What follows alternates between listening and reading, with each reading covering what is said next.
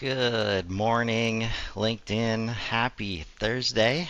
It is time for another edition of Let's Build Superhumans with George B. Thomas. How you doing, man? I'm doing great. I'm to the point where any day that I wake up and I get a chance to continue to do what I'm doing, help humans, it's a good day, brother. It is a good day. Can't get enough of that right now. Yeah, and for today's episode, we've been taking it after the 10 pillars. We've been tackling the four cornerstones. Started with love, moved to persistence, and now it's all about the passion, baby. It is about the passion. Again, kind of to get into this a little bit, I'm excited to have this conversation because I think it's a really important piece of the puzzle. I am starting to look at like the pillars and the cornerstones of like these puzzle pieces to a bigger problem. In a world where quiet quitting and burnout make headlines, and in a place where you hear like, people dying in offices and entrepreneurs like doing things that you don't really want to talk about. I think it's time that we have a deeper conversation about what truly drives us humans, us individuals, what truly drives the teams of humans, and really take a look at organizations and how they can be better. And Chris, I think an important part of this conversation is just the passion that people are hooking into or not hooking into. I want to talk about like when I'm talking about passion, I'm not talking about like the fleeting kind of passion that fizzles out the next shiny object or squirrel moment that we have, because we all have those kind of like moments. But when I'm talking about passion with the Superhuman Framework, it's the kind that roots itself in with purpose and transforms the way that we lead, the way that we collaborate, and the way that we grow. And today, in the conversations that we're having, I want us to try to unpack passion, not just as like this feel good buzzword that can easily get thrown around, but as a cornerstone, pun slightly intended right there, for impactful leadership, for dynamic teams, and for cultures that refuse to settle for mediocrity. And to those of you who are watching or listening to this, I have to ask, are you running or working for an organization and or team that is settling for mediocrity? Now, I hope not, but if so, just know that I want this conversation to be about action today and not just theory, because my personal opinion, and you've probably seen it in your own life, is that change takes action. We can talk about it all day long, but unless we do something about it, it stays the same. And to be very frank, I've seen a lot of organizations, well, they need change. Chris, where do you want to start here? Personal, team, where are we at? You know where we always got to start, right? With the The humans. humans. Yeah. That's right. I should have hit let me see, actually. Let me do this because we just have to. We've got to say, we start with the humans. There it is. There we go. All right, so let's get serious, though. Although I do love to play with the soundboard every now and then. Let's start with the most personal level, and it is the individual humans, us. So many times passion is mistaken for excitement. Like, oh, I'm really passionate about it. Nah, maybe you're just excited because next week you're going to be excited about something else. Passion goes a lot deeper than excitement. Excitement to me is a quick spark, but passion is a long lasting fire that keeps going long after that little spark fades. And by the way, the spark can be the thing that ends up being the passion, but they have to be understood and defined as different. And here's the thing. It's not about having passion handed to you as a human. Like sometimes I think we get a little bit with the company professional world of like core values and mission and vision, and oh well, because of that I should just, as an employee, like, what am I passionate about, boss? Passion shows up when you own your work, when you own your choices, and when you own your outcomes. And I love to talk about this, the thing that I call the owner's mentality. And you don't have to be an owner to have owner's mentality. I want you to think about it like an owner doesn't wait for someone else to tell them what's next. They don't need permission to care. Passion fuels that drive, that sense of accountability. We as individual humans can unlock that for ourselves. And so when you approach, your role with an owner's mentality, when you approach your life with an owner's mentality, you're not just doing a job, you're not just doing a thing. You fully understand that you're doing that job or that thing, professional or personal, to leave a mark. Or, like I always say, to create the ripples that will extend way past yourself. And viewers and listeners, I want you to ask yourself this question. Am I treating my work like a rental car, or am I treating it like a prized possession? Am I treating my work like a rental car, or am I treating it like a prized possession? What do I mean by this? Well, let's be honest. One gets returned without a second thought, and the other gets your heart and soul. And I can't use this analogy without thinking about the movie Days of Thunder, where Cole Trickle and I forget the other guy's name, but they get these rent-a-cars and they are on a race to the restaurant. No care, trashing the crap out of it. And so is that the scene when it comes to your work or the things that you're doing in life? Or is it more of prized possession? Now, let's go back to work for a second. If you're stuck in rental mode, which I guess could be work or life, I think it's time to reconnect with your native nature, the things that energize you, the things that ignite you, the things that you are passionate about. Because sometimes we just do because we have to do. We can't do because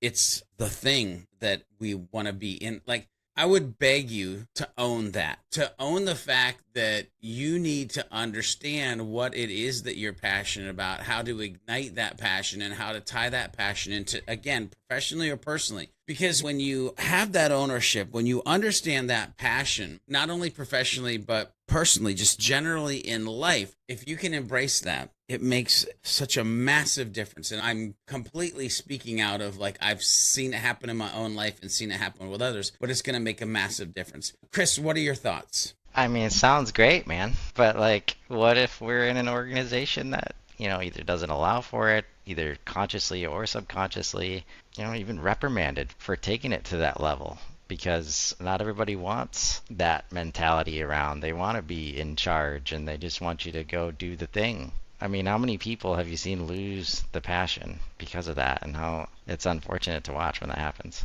Leadership can be a devastating killer to passion for the individual humans in an organization. And by the way, I'm just not talking about C-suite leaders, because in a minute I want to talk about team dynamics and kind of what that looks like. You are asking a hard question, and if we're talking about the individual humans still, sometimes you have to make hard decisions, meaning there have been several times in my life where I've had to be like, this is no longer a fit for me. I've had to jump ship. I can recall several times when I jumped ship and took dramatic pay cuts, but it was because I understood the health of myself and the health of being passionate and feeling like I am focused on a purpose to do something larger than myself, where it wasn't going to work in that organization. So sometimes you just need to know when to hit the ripcord and be like, all right, on to the next journey. However, it's not an immediate ripcord, because the other thing comes to mind is, like, how can you start to lead from the back pew or lead from the inside? Are there things that you and maybe a set of humans can start to implement where you can break down some of those walls and barriers? Because here's the thing, and I think that's a good segue into, like, the team aspect of this, or the team dynamics of this, because it will be very easy if you feel like you're a singular human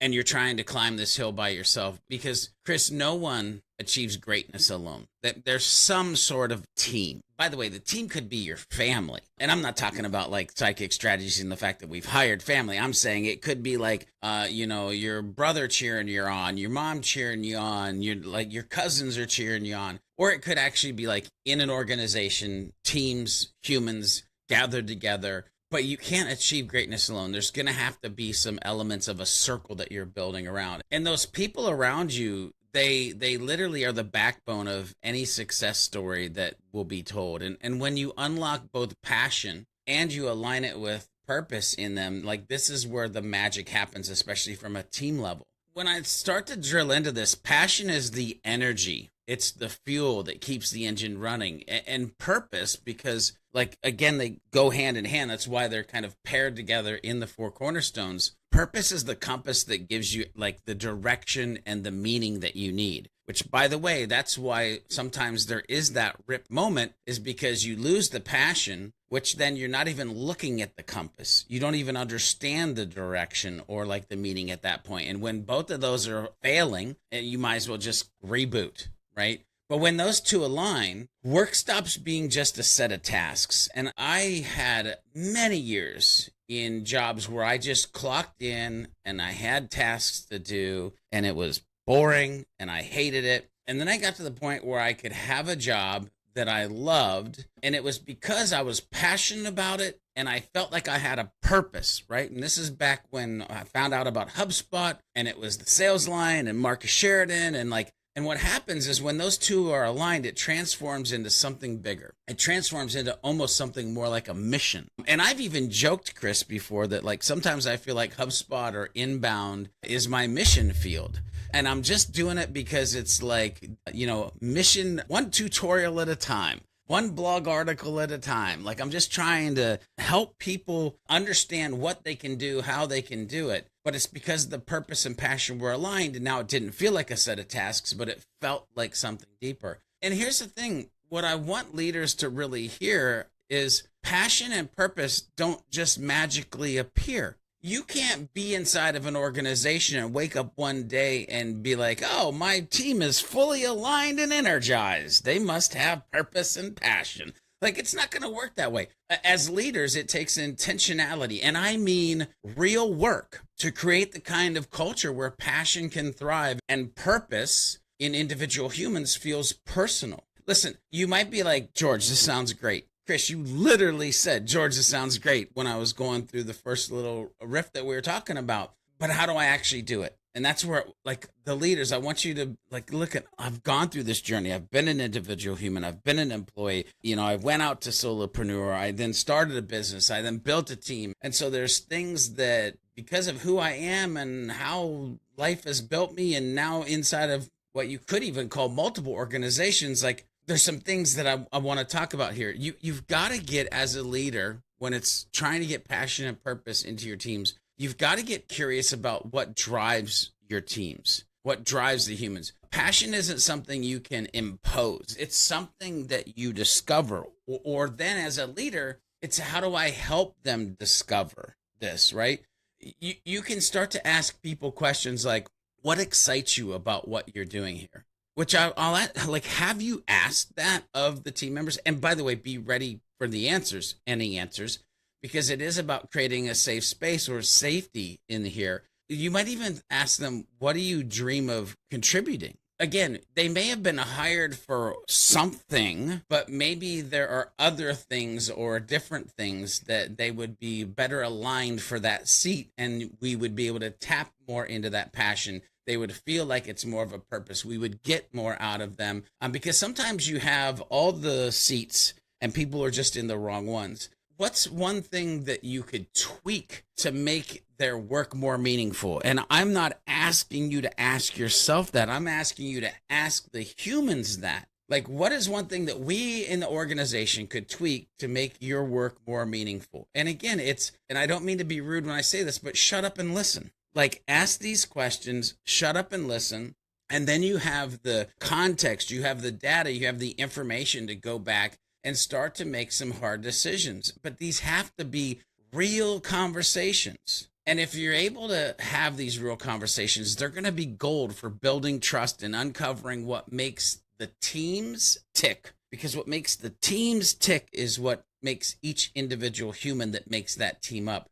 The other thing I want to jump in here is that you have to align the individual strengths with the bigger picture. And I don't know how many of leaders are out there that actually have the time or take the time to do things like, SWOT analysis or the DISC profile. And are you just putting a butt in the seat and putting them to work? Or do you fundamentally know at an intimate, careful with that word, at a deep level, those humans, right? People want to feel like what they do matters, and not just, a name on a spreadsheet, but more like a team on a mission. And if you think about any of the great movies, let's just take Mission Impossible. Each person has a particular role. there's the technologist, and there's the like, but the leader, right? The main guy knows the part that every person needs to play. And can you say that you can do that in the organization? This means as the leader, you need to be really good at connecting the dots. Show them how their unique contributions play a bigger role to the goals that are trying to be achieved. Last but not least, celebrate the wins, and celebrate the wins in public. Meaning, hey, Bobby, hey, Susie, hey, Jenny, because you did this, this happened, and it means this. Not a employee of the month plaque, but I just let other people see that you are appreciative and celebrating the wins of your team. Because when you as a human get acknowledgement, it is like pouring gasoline, kerosene, diesel fuel. I don't care which one you pick, but it's like pouring any of the, heck, it could be barbecue fluid, whatever.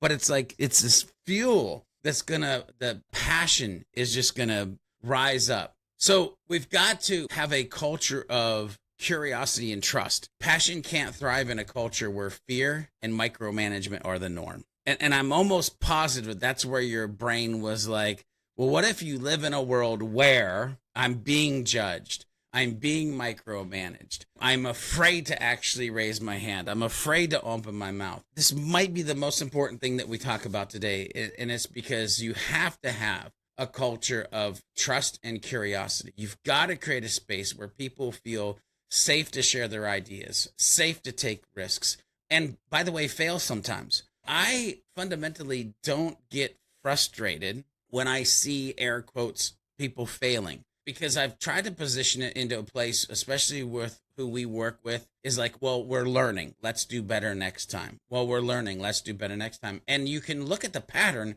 We get better next time. When mistakes happen, and they do, and they will, you can use those as opportunities to help them learn instead of what we've seen in many organizations that we've probably worked in or worked for, is they become these moments of like punishment.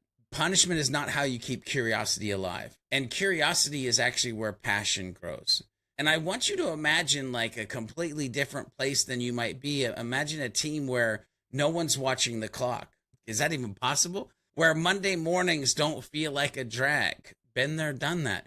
But instead, all the humans are eager to dive in because they know that it's a safe place. They can be curious. They can learn along the way. And they're passionate about the problems that they're solving. And the work that they're doing feels like it matters. It has purpose. That's the kind of team energy. That's what we can do when we align passion with purpose. Chris, I'm sure you're full of thoughts. I mean, the same one over and over. I'm trying to figure out which analogy I attach onto.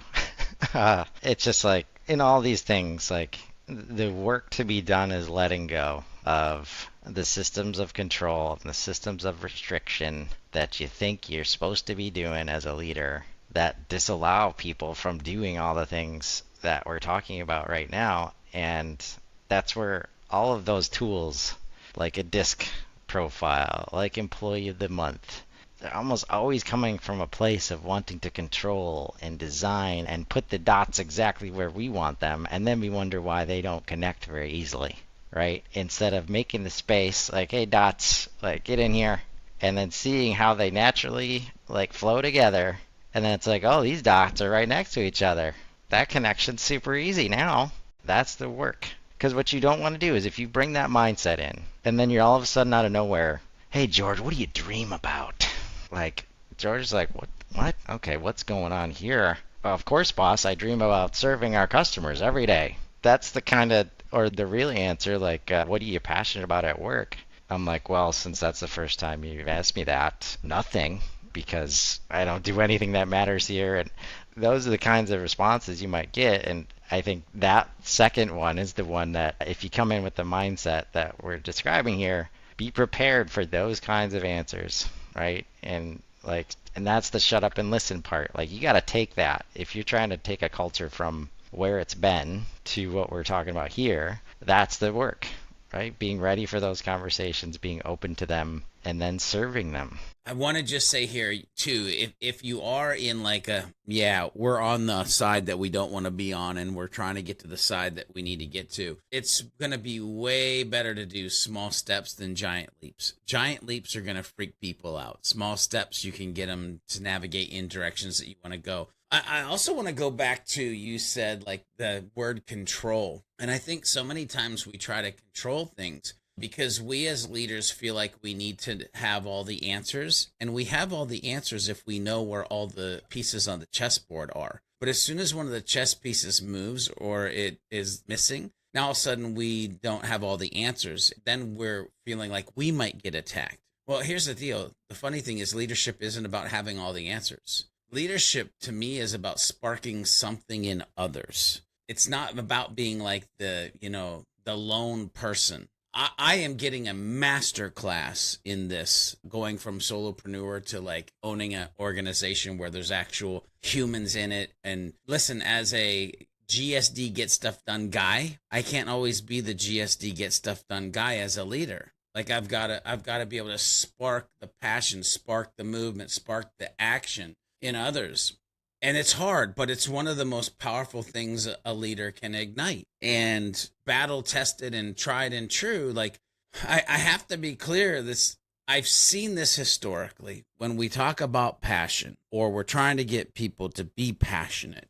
For some reason, we have this go-to of faking enthusiasm. And that's not going to work. Like it has to be authentic. They have to see that you're passionate about it. They have to see that you're passionate about them. And the other thing, if we don't have a fake enthusiasm narrative running, the other thing is we'll sit back and usually you'll see that the leader is working themselves into the ground to prove a point. I'm raising my hand right now, by the way, because I've literally said, well, that's okay. If it doesn't get done, I'll just do it on the weekend. And that is not a good leader move. That's not a good leader look, right? And so authentic passion, the kind that truly inspires these other humans as a leader that you're trying to do, starts with showing up as yourself. And this is going to get uncomfortable for a lot of folks. It was uncomfortable for me, but when I say showing up as yourself, it's like vulnerable. No, leaders are supposed to be strong. I think leaders are supposed to be vulnerable. I think leaders are supposed to be curious. I think leaders are supposed to be grounded in what they genuinely care about. And when I say genuinely care about, I'm not talking about ROI. I'm not talking about money in the bank. I'm talking about, why did they start the business in the first place? Why did they hire the human? What was the thing that they saw on day one? What are the things that are important that you do genuinely care about that you can tie into? And so thinking about this from a leadership standpoint of vulnerability and curiosity and trying to spark passion in others, like my challenge to every leader listening or watching right now is like, when was the last time your passion was visible? I mean, you probably have an office or you might even now work remote. And so are you finding, not manufactured times, but real times, that your passion for what you do and who you do it for, your servanthood as a leader, is visible? And again, this is not just in what you said.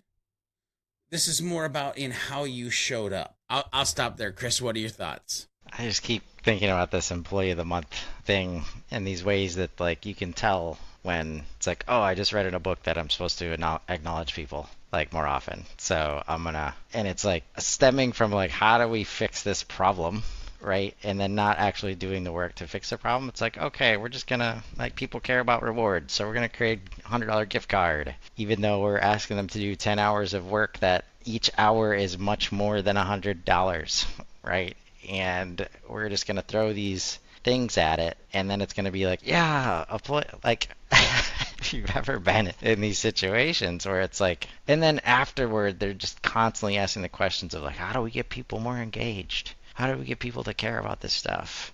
We're calling people out every month. We're giving away the gift card because you haven't shown that it means something to you. When you're just listing a name and like asking for rote applause, that's not passion, because usually so often in other cases the people are also seeing you when you really are passionate, so they can see the difference. And when it's like in the moment, it's hard. This is the work. Like, how do you take those moments where you can ignite the passion and then show it to everybody else in a way that's productive and say, like, this is the culture, this is who we are, this is who we want to be. And that's where, as a leader, like, if you're not setting that example, well, you're setting some kind of example, right? And that's where it's like when you create this space where it's like, okay, this is the town hall meeting every month, right? And I'm manufacturing this passion. That's the most exposure to how the example that you're setting, right? It's good to create those spaces. It's a hard balance between manufacturing the space and being intentional about that space to where the communication happens and also letting things happen organically. And honestly, that's where frameworks like this come in. It's not not everybody has to be an expert or is an expert on that, but it's the work you got to do. Yeah, man, it's amazing how time freaking flies. I'm like, there's so much more that we could hit upon as far as like company cultures and just deep diving in how this just has like a trickle effect of from the individual humans and the owner mentality to the leader showing up and asking the questions that matter and really being visually passionate about the team and the mission that they're on. But Chris, like, here's the thing. What I want to make sure is that we don't dance around this and be like, oh, yeah, it's a nice feel good little piece of content. Like, passion isn't just a feel good idea. I hope that everybody realizes it's literally the lifeblood of a meaningful life and a thriving workplace. And again, for me, this one's always hard. Almost all the cornerstones are so hard to like separate from life and work because I think they're in both. But here's the deal, without passion, and again, I'm speaking from life examples, like without passion, you're just going through the motions. And let's be real, nobody wants that. Passion is what moves us, what inspires us, and what turns ordinary efforts into extraordinary results. That's what we're all thriving for. We again, when we embrace passion as individuals, we can take ownership of our lives. We stop waiting for someone else to spark the fire and instead become the spark for ourselves. Perpetual passion, if you will, as an individual human. When we align a passion with purpose in our teams, we create something far bigger than what any one of us could achieve alone. Like, again, the success stories are based on great teams. Sure. Will there be maybe a human or two that you will remember or that were like the linchpins of the thing? Maybe, but it took a team. And when we embody passion into like the very DNA of the organizations that we're trying to help and the organizations that you work at and you're trying to change, you're not just reducing burnout or, you're not just stopping people from like checking out. When you think about passion in the culture side of this, we're creating cultures where people are alive, where people are creative. And what I'm trying to do at Sidekick Strategy is create people that are unstoppable. I mean, I can't get to that point right there and not think about Jorge on the team, who has like more HubSpot certifications than, I don't know, maybe anybody. But I've watched him over the last 2 years and he's been able to be alive, be creative, and be unstoppable in the growth trajectory. And as a leader, that brings me great joy, right? I'm passionate about that. I'm passionate about seeing the success of those that are inside the organization. And so to everyone listening or watching right now, I've got a challenge for you. One thing that you can do today, not tomorrow, not next week, but today, to reignite passion in your work, your team, or your organization. Like, what is that one thing? That's all I need you to do. What is the one thing you can do today to reignite passion in your work, your team, or your organization? It doesn't have to be a grand gesture, but what's the one thing? And then what I want you to do is I want you to take action on it. Chris, as always, I appreciate having the opportunity to have these conversations around the Superhuman Framework, these pieces that I feel are vitally important to getting people from a place that they might be living to a place where they want to go. So I appreciate you, brother. I appreciate you for bringing this to the world. It's sorely needed, as we know. And as you guys think about that one thing that you could take action on, there's always something. And it might just be, letting go first. And there's definitely something in your control that you can take action on today. So look harder maybe than you ever have before. Find those opportunities and let's grow. Have a great day, everybody.